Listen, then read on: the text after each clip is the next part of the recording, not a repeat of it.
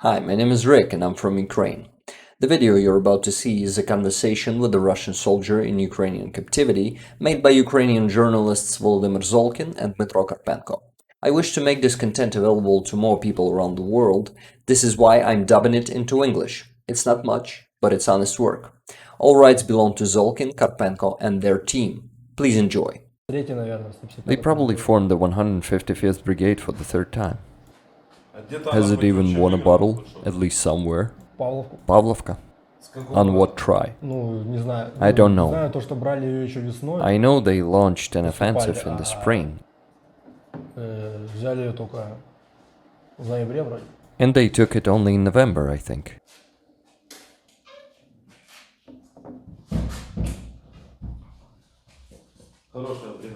It is a good brigade. Right? No. No. So I'm here, you're there. Let's go.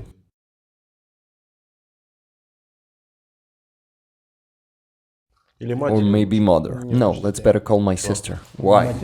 My mother, she's old. How old? Almost 50, weak heart.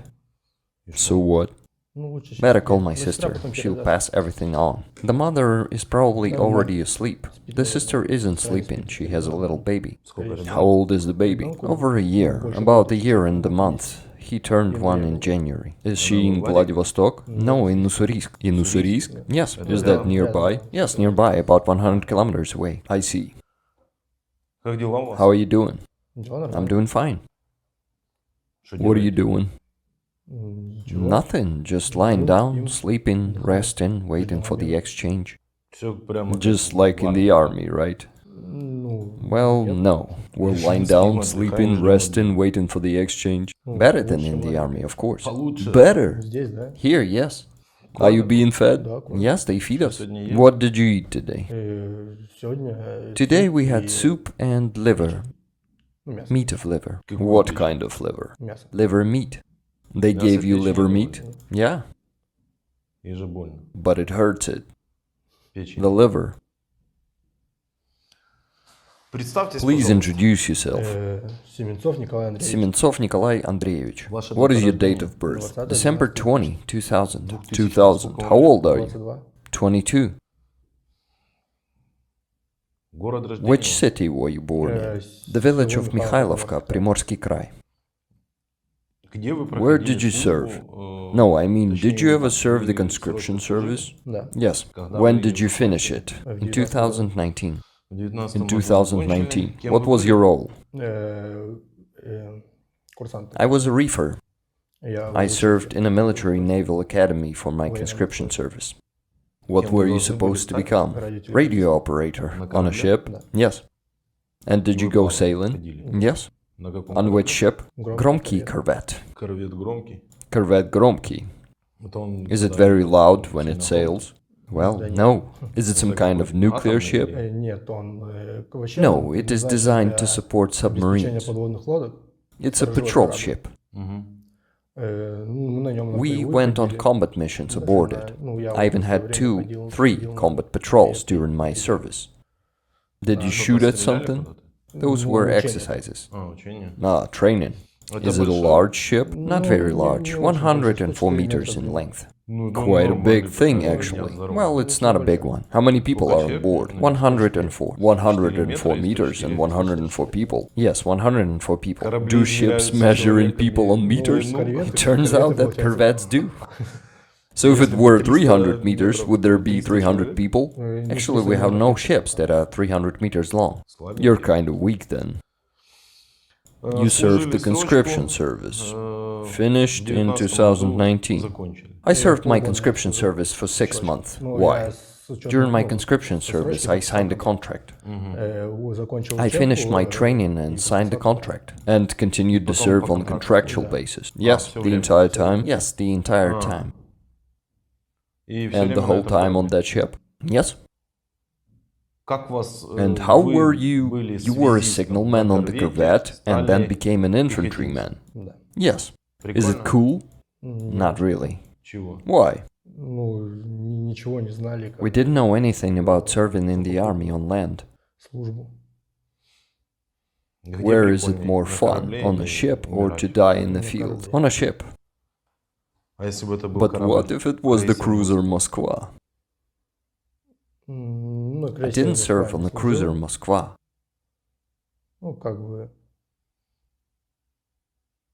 I don't even know. On a cruiser, I haven't served on such a large ship.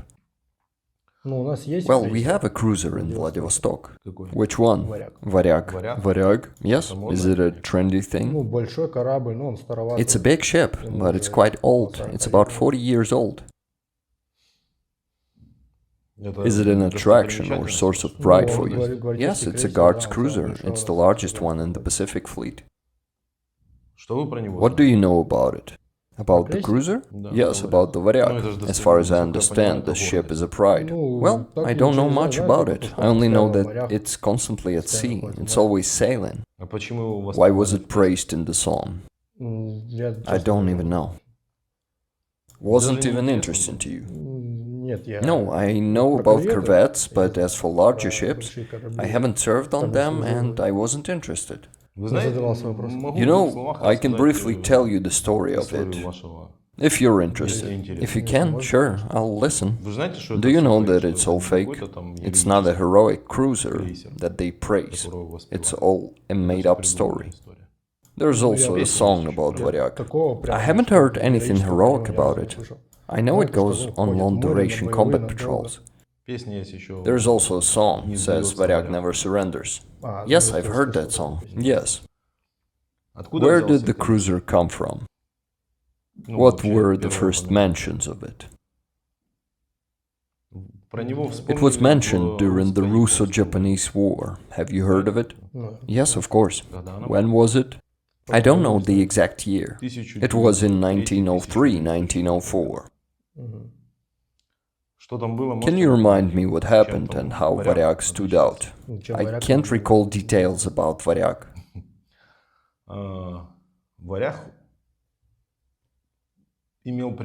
Varyak had the order not to leave the harbor, and it was eventually shot there. And when your sailors were leaving, they sunk it. But they needed to create heroes, because in Russia everyone has to be a hero.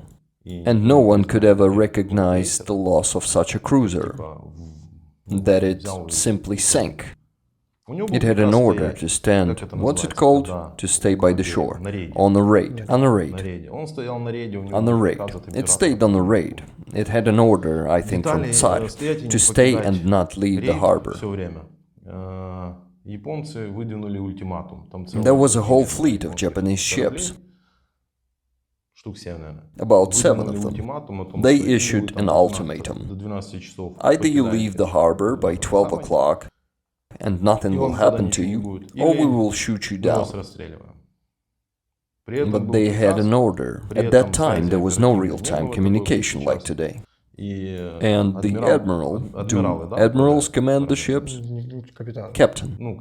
Captain. He had a choice to either disobey the order and sail away or engage in battle. He knew he would lose the battle. By the way, do you know where Varyak was built? No? Let's guess. Probably in Amur, somewhere in Komsomolsk-on-Amur or Petersburg.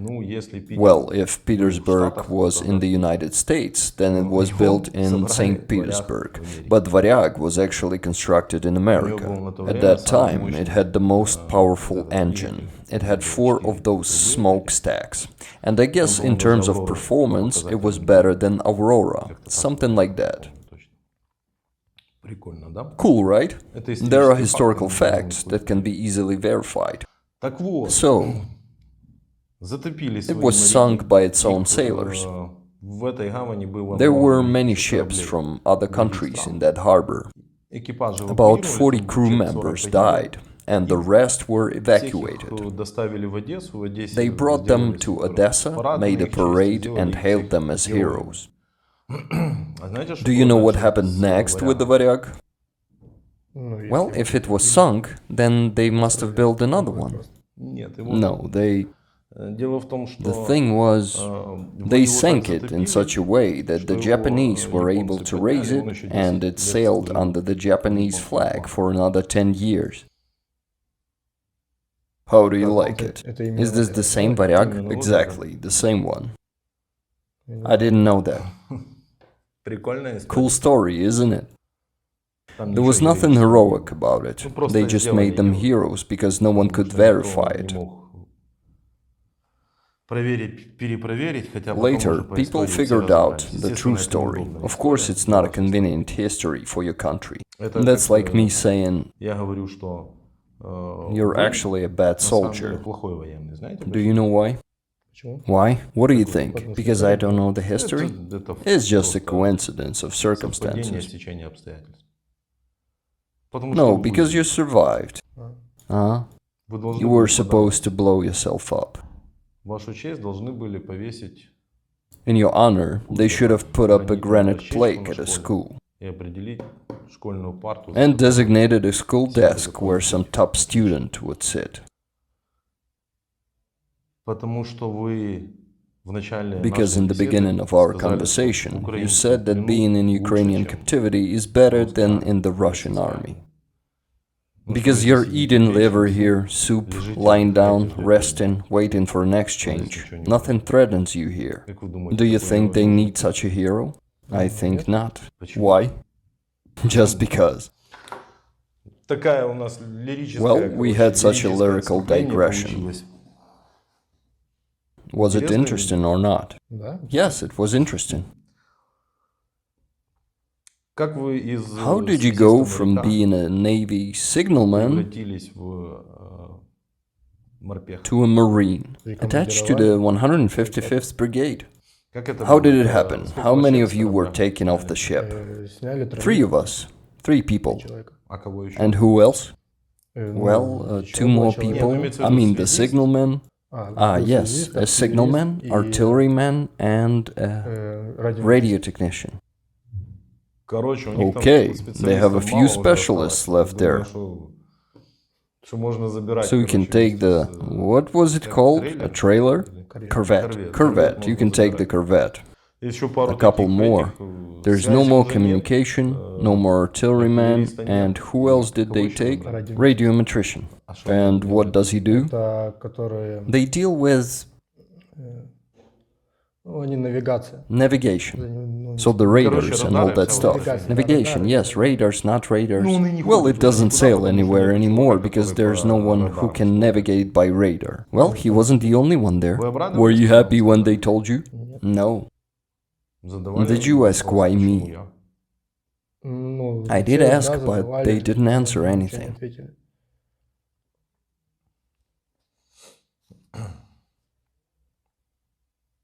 They didn't answer anything.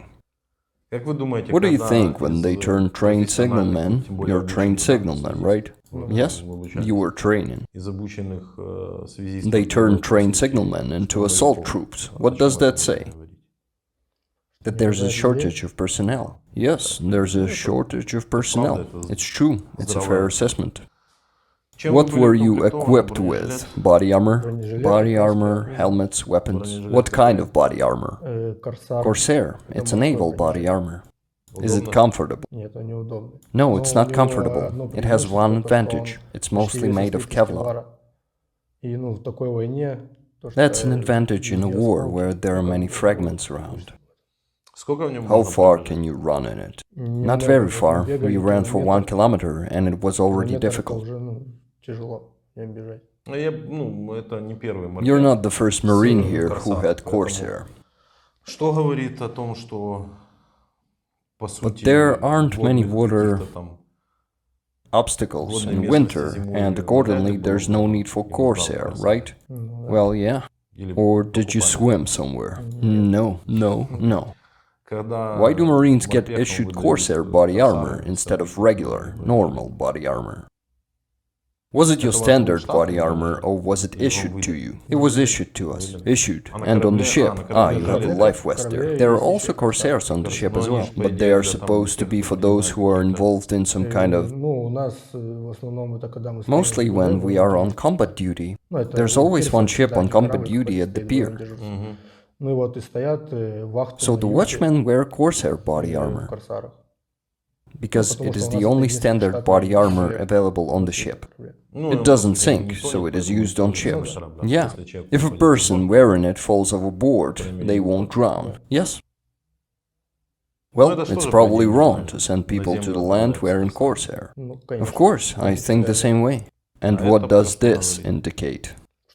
That there's a lack of equipment. There's a lack of equipment. When did you arrive in Ukraine? On the 20th, December 20th. December 20th. Under which locality were you stationed? Volnovakha.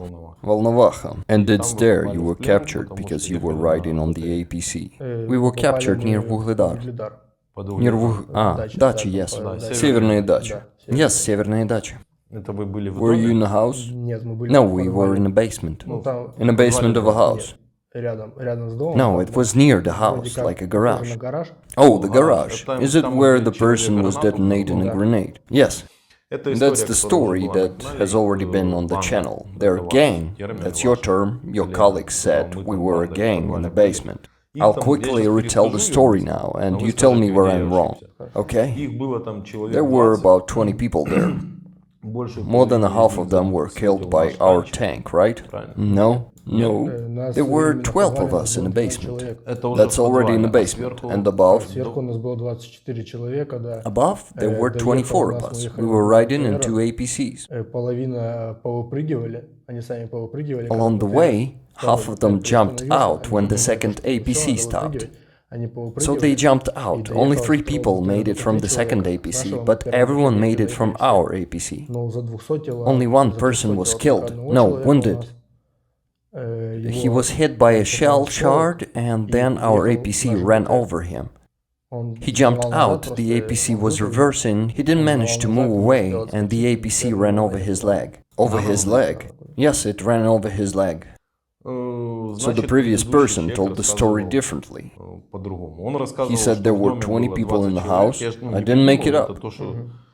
20 people, the tank was shooting the house, it was working. Oh wait, I'm confused. That's another gang who was in the house. Probably paratroopers. Yes, paratroopers. I got it mixed up. And these guys were in the garage, and there was a person with them who wanted to throw a grenade, but he got hit, so he covered the grenade with himself. Yes. And from the grenade, how many people were injured? 2. 2 were injured, and 1 had to have an amputated finger. Finger. Okay, now it's just a mess in my head now. Yes, I understand. There were too many of you. Yes. They, I think, were there for 3 days. We? Yes. No, we were there for 5 days. For 5 days, yes. There were problems with food. Well, it's logical. They shouldn't have been there for 5 days. You had problems with food.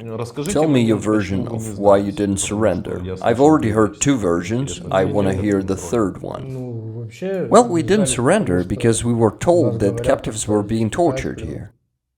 How many times were you tortured? Today, yesterday, the day before yesterday? No, we weren't tortured. Are you being fed? Yes, we are being fed well. We are being fed well. I know that you had oranges, yes? I know you had oranges yesterday.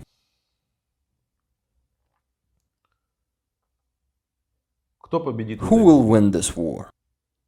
In my opinion? Well, yes. I think there won't be a winner.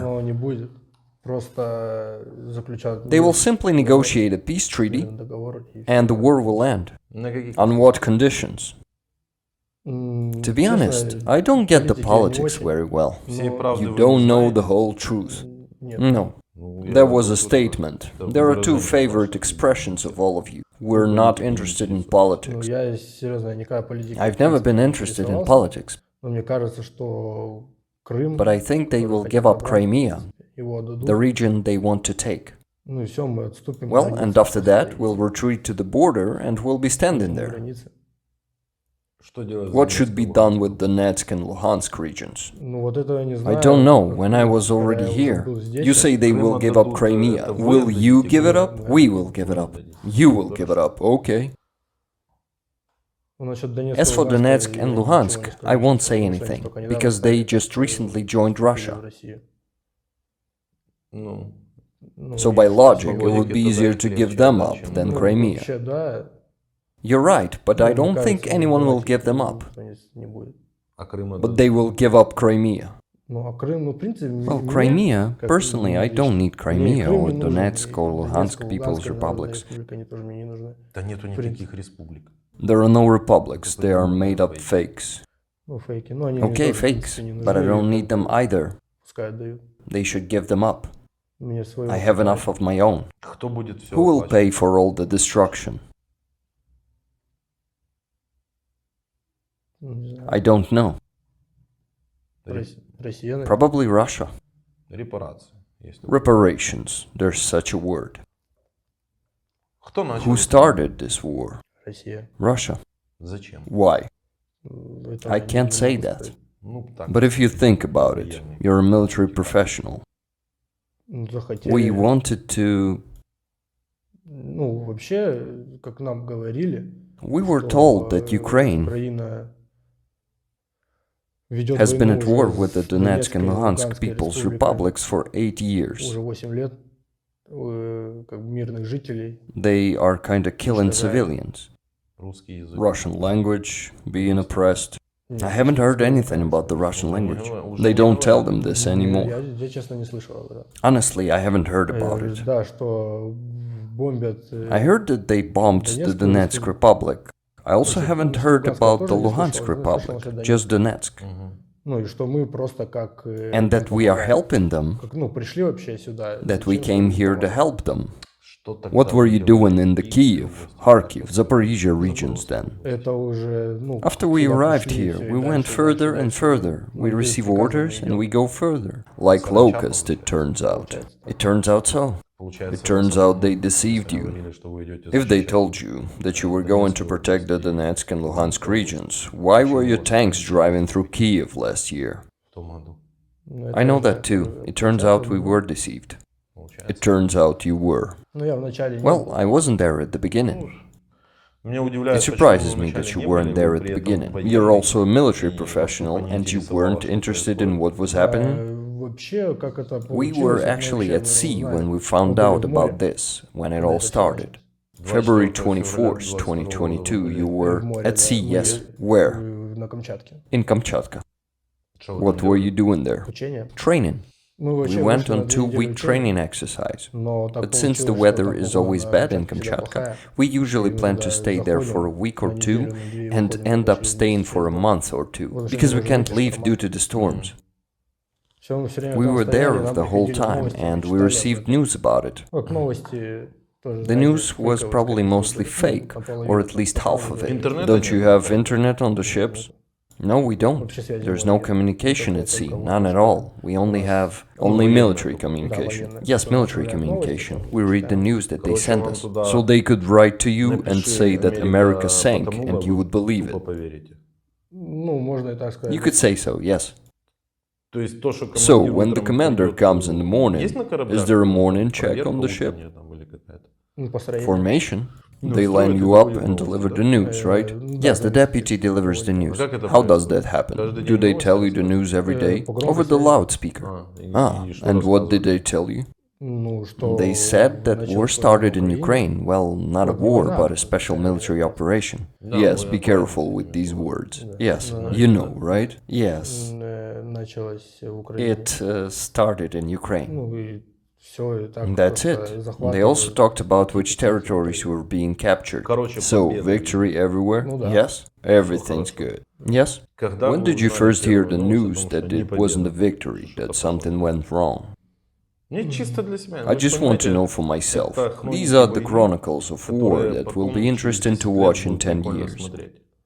Because we've already talked to 500 occupiers like you.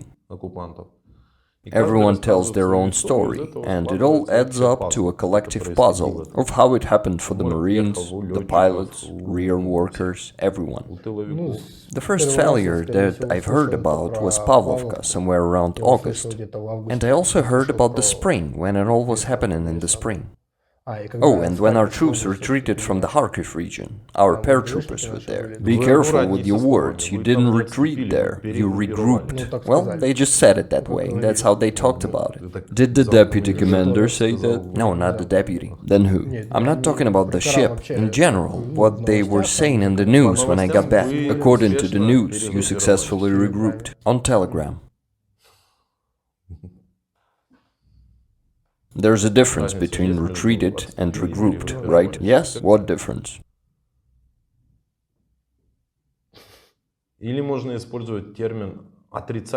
Or we can use the term negatively advanced. Or advanced backwards. I'm trolling. I got it. I'm just trolling. You're just bluntly calling things by their names. That's essentially the truth.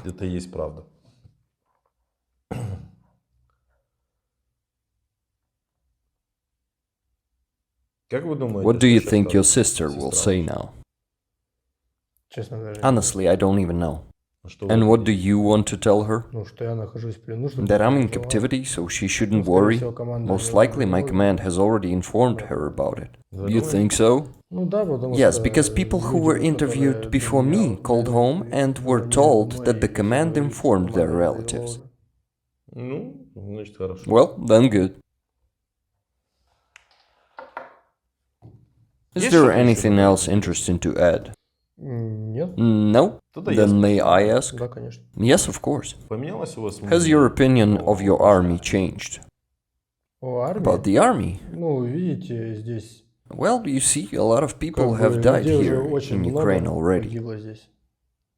Right now, it's mostly conscripts here, not professional contract soldiers. And I can't judge how they fight. When there were professional contract soldiers, things were more or less better. No. Wasn't it better? It wasn't. In the very beginning. No. They were coming here for 3 days, just the same. Just as you said before, you went to Kamchatka for 3 days and came back in a month. Well, yes. Exactly the same when they crossed the border on February 24th. Their plan was to capture Kiev and Ukraine in 3-5 days. That's why they were lightly equipped. They didn't have enough ammunition, they didn't have enough supplies. I can also tell you about that. I had an acquaintance who came here in the very beginning.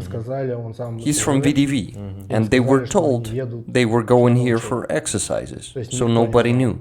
They were deceived. Well, it turns out so. They were deceived. Yeah. None of them knew they were advancing, crossing the border. Half of the servicemen didn't bring their body armor because they thought it was for exercises. I'm telling you the same. Well, yes. That's what I'm saying. That level of your secrecy, probably only the regiment commanders knew what was really going to happen.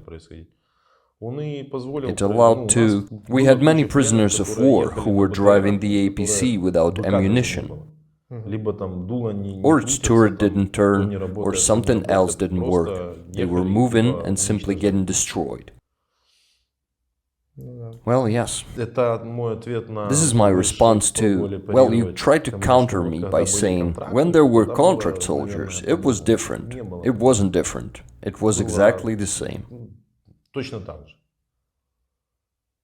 So where are the contract soldiers now? I know. Do you know? And where are they? They are no longer alive. They ran out. Now you, conscripts and soldiers of the contract service who miraculously survived, are now being taken off the ships. And the conscripts who served in the army, who must be next? I don't know, also the conscripts? Those who didn't serve in the army, because those who served have already run out. Well, yes. Is it logical? Yes, it's logical. Conscripts who didn't serve in the army, who can't... Well, you were lucky. There was no grass on your ship. Other Marine told me that during their conscription service, they would pick grass on the Idrup island from morning till evening. Well, we even had some who didn't serve. Oh, really? There were such people too. Yes, they took the oath during their training. Were they satisfied? I can't even say. I didn't interact with them. Interesting question. Were there people among your gang, the people you lived there with, who wanted to fight? No, probably not. Did you want to fight? No. What motivation do you have? Motivation? None, just not to get imprisoned. Fighting to not be imprisoned. Is that an argument? Well, that's the truth. That's the truth. Well, yeah. What motivates our military? To defend their country. Is there a difference? Of course. Can you win with your motivation? I don't think so. By throwing a large number. How does our artillery work? Your artillery? It works well. And yours? It varies. Judging by the fact you didn't call fire upon yourselves, right? We did call. You did, and they didn't hit? Well, they didn't even shoot at them, I think. They did. Those who were in the house also called fire upon themselves, and it hit somewhere about 150 meters away from their position. But we got hit once in our bunker, where we were. It broke the wall. They didn't tell me this. Who made the wonderful decision to kill yourselves altogether? Squad commander. Well done. I can't say. Well, it's because they didn't shout surrender to us. We thought they would kill us anyway. Did you support his decision? Yes. The whole gang said, okay, fine, yes. Hallelujah, Hare Krishna, or whatever you're supposed to say before you die. What should you say? I don't know, we didn't say anything, we just supported it. We said, well, what else can we do? To die like that, well, did you at least play some music? No. No music again. We got sidetracked. Is it interesting or not? Yes? To talk?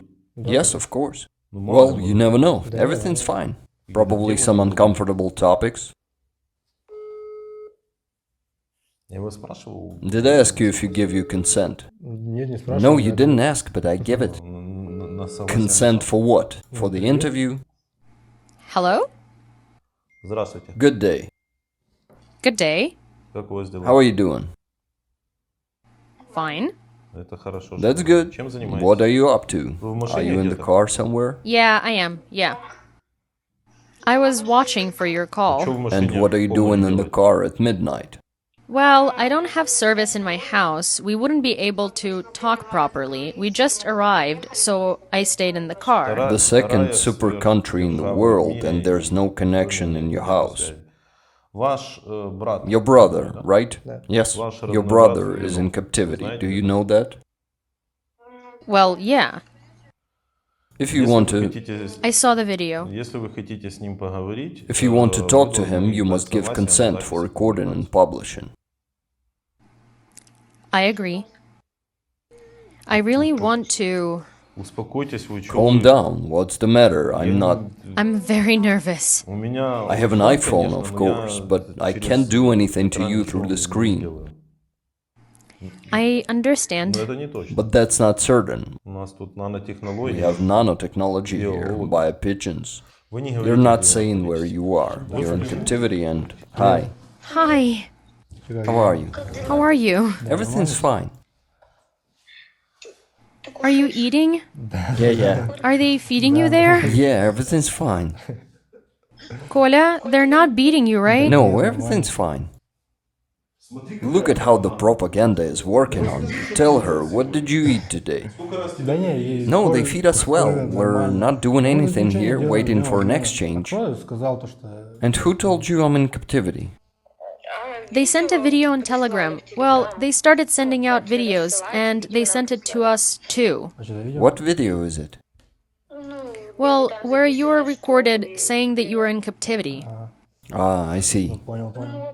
We saw the both videos. No, everything's fine, yeah. Waiting for an exchange. Exchanges happen here once a week or 2 weeks. Don't know when it will happen. Sometimes people can sit here for 5 months. It depends on our command. Well, apart from that, everything's fine. They're not mistreating you, right? No, everything's fine. Does Mom know? Mom knows. She's doing okay, holding up. Well, tell her that everything's fine. They're not beating us, nothing like that. I'm just lying around all day, watching TV and waiting for an exchange. Do you even have a TV? Yeah, Wow. it's a plasma TV, better than at home. Wow. I see you got a haircut. Yeah, I cut it myself. It was really overgrown. I haven't had a haircut for about a month and a half there. Well, I saw it in that video that it was so overgrown. Yeah, I'm telling you, I came here and immediately washed up and got a haircut. They dressed me up. I'm not a soldier anymore. I see it. You're dressed differently. We're doing fine too. We took Mia to Mom's place. What? We just arrived. Ah, you're from the village. Yeah, we took Mia to Mom's place, let her entertain our mom. Well, I understand. Tell Mom that everything's fine. Let her not worry at all. When I leave, well, as they say, after they exchange us, we undergo a medical examination in Moscow for 2 more weeks. I have no injuries or anything like that, by the way. We undergo the examination for 2 weeks there, and then we're sent to our place of service, Vladivostok. Is that you? Yeah. We paid money for you. You've said it already. Well, I mean, ask your sister about the money from our subscribers. Their subscribers pay money for us. How much for each? That's what I've read. 300, right? Yeah. $300 for each. And do they pay often or? No, just once. Well, like, I don't know how they ransom us or something like that. What do you mean ransom? We pay our soldiers. Well, yeah, the soldiers, for taking us prisoner, so that they have motivation to capture us, not kill us. Our subscribers paid $3,000 for your gain. That's what they told us when we first arrived. Well, everything's fine. Good. Everything's fine. I'm very happy. I was really looking forward to it. Tell Mom and don't worry yourself. Everything's fine. I hope to be home soon. We hope so too. We're waiting and we love you. When I arrive on Russian territory, I'll call for sure and let you know. Not a fact. Well, not a fact, yeah. Oh, not a fact. Well, anyway, I'll send you voice messages occasionally. That everything's fine. I'm alive and well. Okay, as soon as you'll have the opportunity, definitely do this. Yeah, that's it. Everything's good, don't worry. Say hi to Mom. Can I ask your sister a question? Yes, of course, they want to ask you a question. How is the situation there? What are people saying? Where exactly? In general? Well, in general, about the war and all that. When will Putin die? I don't know. I don't talk about such topics with people. I'm not a politician and I don't understand anything about it. The family of non-politicians. I don't understand anything about it. Look, as you say, you're not interested in politics. But it turns out that politics became interested in your brother. It means you approve this politics. It turns out so, right? Well, no, probably, most likely I don't approve. So if you don't approve, why doesn't anyone talk about this topic there? Well, first of all, I have no one to talk about it, because I'm constantly at home, because I'm on maternity leave and I don't communicate with anyone. except for my mom and my husband's parents. But you... But we somehow don't talk about it. Do parents support the war? No, parents don't. No? I see. Say goodbye. Okay, goodbye. Tell mom that everything is fine. Goodbye, we're waiting for you and love you very much. Okay, I love you too. I hope to be home soon. We hope so too. Goodbye, cat. Okay, bye. Goodbye.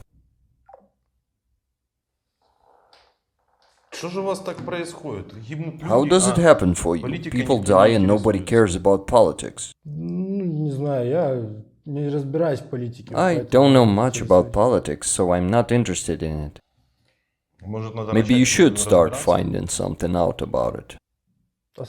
What's the point in that? At the very least, so that you don't go to a foreign country 8,000 kilometers away and kill people who haven't done anything to you. Almost everyone knows about that. I'll say it again. We go just so we won't end up in prison. That's the truth. When I went, I knew what was happening here. I just didn't know it was so serious. Everyone knows about it. Everyone knows what's happening here, but they don't know the full extent of the situation. That people are being killed here in large numbers. Nobody knows about that. They know people are being killed, but not to this extent, not so many. I see. Traditionally, prisoners reach out to their countrymen if they want to.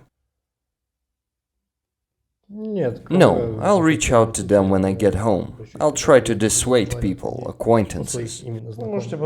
You can try to dissuade them remotely. They won't listen to me remotely. Do you think so? I think so, yes. Try.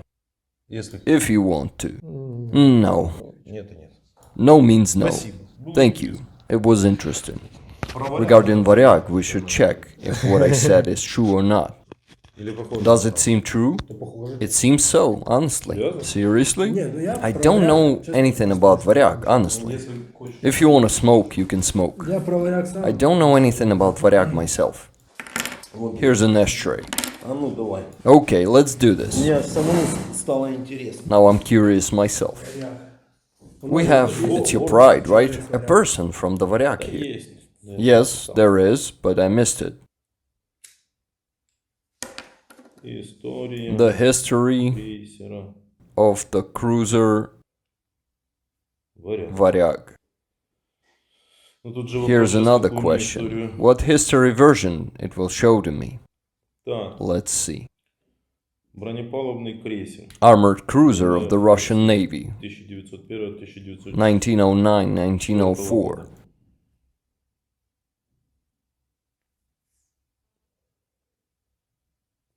Google probably won't write about it.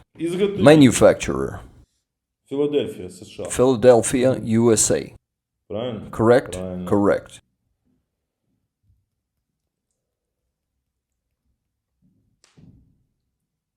Was sunk on February 9th, 1904. Correct? So I told you the truth. Japan. Put into service on the 7th... Yes, put into service in 1907. It was raised after sinking. Returned to Russia on April 5th, 1916. Returned to Russia how? Well, somehow. Just given back or taken. I don't know. Probably politically somehow.